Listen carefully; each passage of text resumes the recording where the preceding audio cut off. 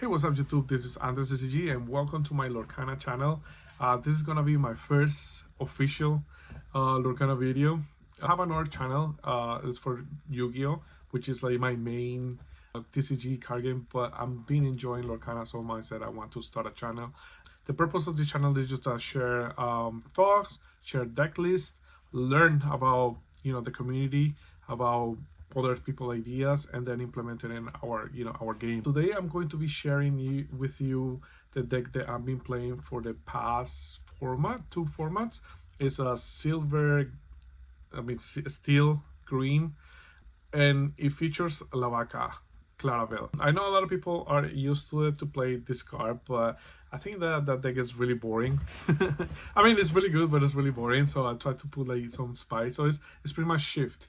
With this deck, last format, I got second place. I only played like a couple championship, so I got second place with it.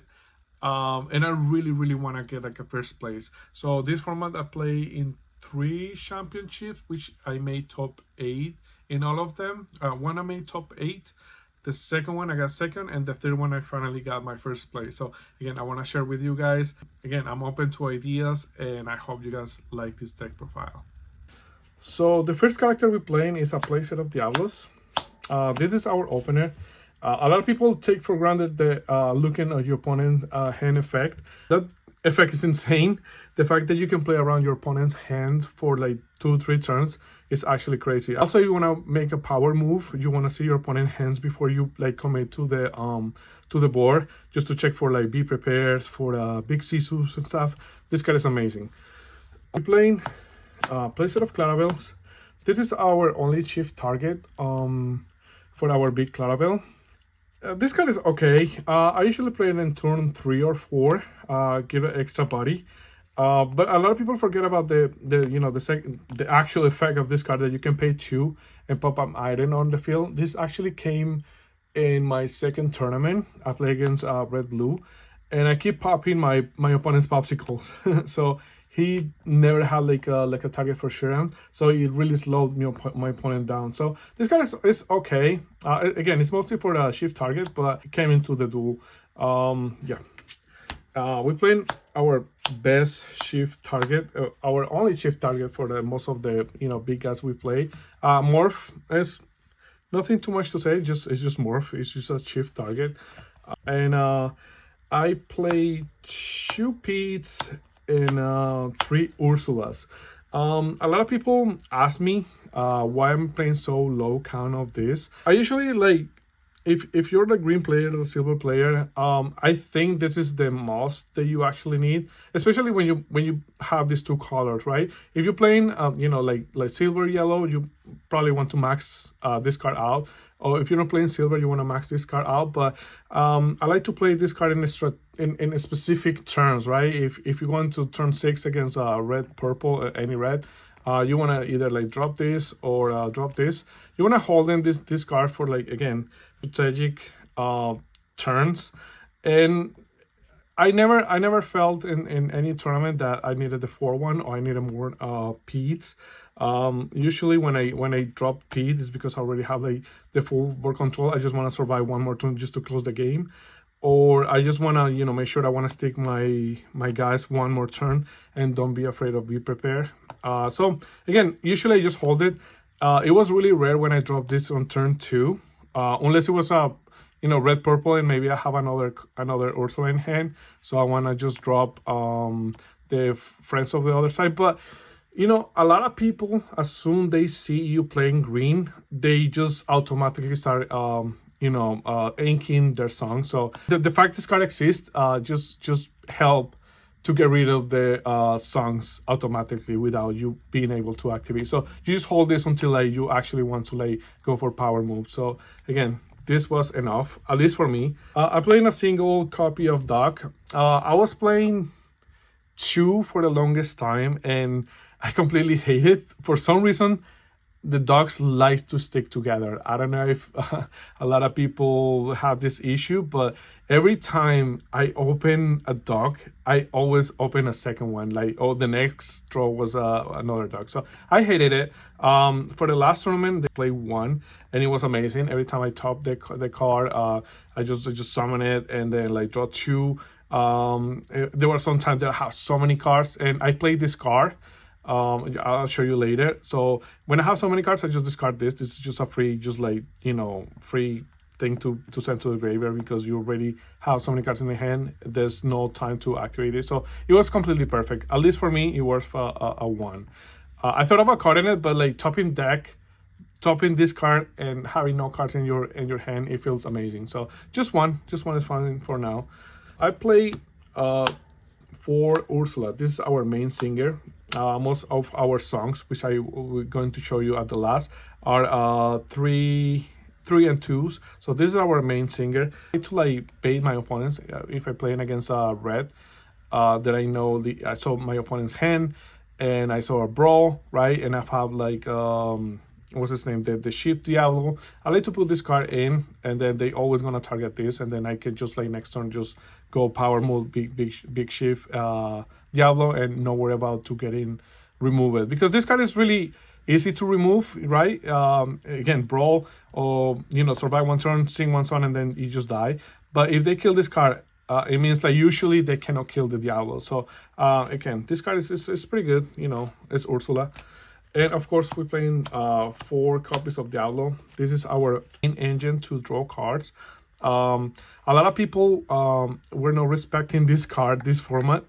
And that's when you take advantage of Diablo, right? When you're not expecting Diablo to be in the meta, everybody start taking out like the evasive monster that before people were maining just to get rid of Diablo. People are taking those cards out. So this is when this card came in clutch.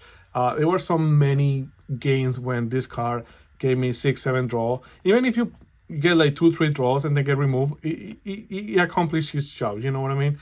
You got 2 draws and then like a removal card, so you can play another stronger cards to to control the board. We playing our shift targets.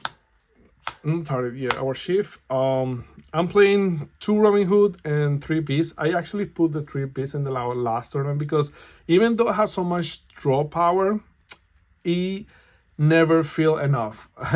I don't know how to explain it. Like, you play so many like low inks that you per turn are burning like 2-3 cards that you always gonna have like almost empty hand.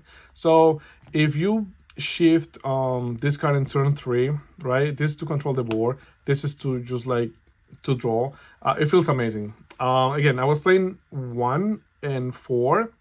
But most of the time I found out that my opponent, like when they see morph, they don't like to exert anything. So this card most of the time was dead. And then they just go for beast. I was missing beast for the longest time. So shout out to Steve and shout out to Henry who let me borrow. I don't own Robin Hood or beast. They let me borrow for the big tournament. So shout out to them. Thank you very much for it. And then I play Tinkerbell. This card is a powerhouse against aggro.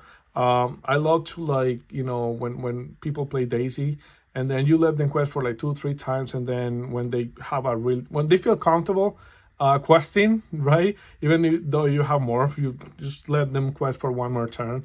They might think that you don't have any target, and they just like feel comfortable, start questing with everything, and then just like bang, Tinkerbell shift, and then just kill the Daisy, and then just pretty much clear the board. So Tinkerbell is just amazing. And now my favorite card, the whole reason I play this deck is the Clarabelle.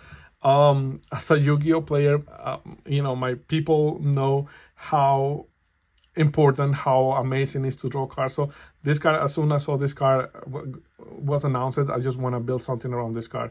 A lot of people think that, playing Clarabelle and Diablo is going to conflict, but it actually is not. Again, you're burning so many cards in your hand every turn that, 1 draw for Diablo is a plus. And then at the end of the turn, you just draw. If you draw 2-3 cards out of Clarabelle, it just accomplished her mission. And the fact that he's a 5/6 is really hard to your opponent to get rid of it. Many times this card just sticks, and my opponent had to get rid of like 2-3 cards just to get rid of one Clarabelle, and then you drop the second one, and you pretty much seal the duel, especially for aggro. You know, it's just amazing. Yeah, so that's it for characters. Now I'm going to show you the actions that I play. I play to fire the cannon. I add this card in the last tournament. I wasn't playing this in, you know, the previous tournaments, and I don't regret to put in this card. This card was amazing, probably the MVP of that tournament. I play against silver yellow, and it's incredible how many times your opponent always going first. They always open Cinderella. So they open Cinderella. Usually you just say ink, pass, or you can just ink and then just like kill the Cinderella, and then they don't have a singer for 2-3 turns, so you can just play your character for free. Also against red purple, if they open Cherna box or they open the broom, they just kill it in turn 1, and then they're gonna have an awkward hand with, they have probably a snake. You can pick up from there, but if they keep the snake, they're gonna probably ink and pass, usually, not all the time, but again, this card helps you to control the board. And it's also like, if you know, you're playing against red blue, you can just discard this because it's usually dead against red blue, and then shift for Diablo. So again, Friday kind of was really good in the tournament. I'm playing more draw power. This card was amazing too. This card engine that I play. So again, if I have so many cards in the hand and I have the dog, I can just discard it. The fact that this card is a 2-song, you can sing it with Ursula, you can sing it even with the Morph, you can sing it. The fact that you can, you know, you play in a certain matchup, you're looking for a specific card, you can go through your deck so fast with this card. Even though you have to discard one card, you usually discard the card that you know you're not going to need. So this card was amazing. And again, you can just discard it and shift with Diablo. I'm playing high song counts because again, I don't want to be like not having the discard shift target for Diablo, so I'm playing a lot of songs. The next song, of course, I'm playing Strength of Raging Fire. I don't think it's needs an explanation. You just, if you have Ursula, you pretty much destroying two characters, and you have so many like small characters that you always gonna have at least 3 characters on board. A lot of times, you know, when I have a small characters, I don't bother to quest. I'm not racing, I'm trying to control the board. So if my opponent quests for like 2-3 times, I'm okay with it. But the fact that I can just draw this and then have Ursula and have a really power move that I can call the entire field for 1 turn, that's all I need, right? All you need is 1 shot, you know, to control the whole board and then just start from there. So don't be afraid to like, you know, like to leave your opponent play for a little bit and then just go for a power move. Of course, let the storm rage. Again, no explanation. Sing twice with Ursula, draw 2 cards. You can sing with Diablo too. Turn 2 Diablo and then sing this is actually really strong. So yeah, I don't think it's any explanation for this.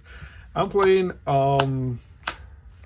and along came Zeus. A lot of shift decks, silver green, they're not playing this card, but this card, they actually gave me the win in the semifinals against red blue. They couldn't, my opponent couldn't stick his shark. Every time, you know, he summons his shark, I always have this card in my hand. I actually like keep it in my mulligan because I have like to get rid of the shark you need so many cards, but this just save the whole trouble. So I didn't mind to like, you know, like keep this in my mulligan, and if I know I'm playing against shark or any locations to, you know, like 5 2 locations is actually really strong. 3 is fine. I was playing 4, but it got really cloggy on my other tournament. And the fact it's not uninkable, that's a little bit an issue. But 3 was perfect. Is the perfect amount for me. Yeah, I'm playing To Your Welcome. For so long I was reading this card so wrong because I thought it was only characters, but the fact that you can return items and you can return location makes this card way better. And if you have Claravel, you can just like, you know, I give you 2 and then I draw 2 more at the end of the turn. So this card was really good. I was playing 3. For the last tournament, I changed one of them. I'm gonna show you the next card, which is the one I switched with. But this card was really good again. Just synergize with Claravel and then get rid of the annoying location that everybody start to put in again. The Dog Manor, Queen's Castle, even what's his name, the library. You don't have to worry about your characters to get rid of them. You just do this. Again, your opponent have a +2, but you don't mind your opponent drawing cards because you're gonna draw the same amount of card with Claravel. So this card was pretty good, and it's inkable. So yeah. And I put for the third, you're welcome. I put we don't talk about Bruno. Sometimes your opponent summon like a really big guy. You don't want to waste 2-3 cards in one monster. So this card was pretty good. I probably used it a couple times. It wasn't that. It was impactful at the moment that it needs to be. But in you know, anytime in the tournament, I was like, oh, I need to draw this card, otherwise I lose. No, it was in my hand and it was okay. Just hold it until the moment I needed to use. But I never like crave to have, we don't talk about Bruno. This card was okay at 1. I inked it a couple times because I really didn't need it. But I think I'm gonna keep it at 1. And the last 2 cards of the deck is like the only 2 locations. A lot of people ask me to play 4, but I think 2 is fine. If you can stick just one of them, that's pretty much all you need. And you don't need this card for every game. There's only like 2 specific matchup that you actually need this card. And for those matchup, I found this card and then it sticks, right? And then when I draw the second one, I never need it. I never need a second one, so I usually like ended up inking it. So yeah, but you definitely want to see this card for those specific matchups. Otherwise, you know, that's it.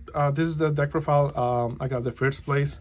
Again, I want to give a shout out to the stores that hold really amazing tournaments. It was Nirvana, it was ECG, East Coast Gamers, in Toms River, and the Dragon's Vault and Violent. Thank you for hosting such an amazing tournaments, and thank you guys for watching this video. I hope you guys like. Any comments, any suggestions, any ideas, I'm open to it. Again, Claravel is my favorite card. I want to, you know, build a lot of decks around her. And thank you guys for watching. I'll see you guys in the next video.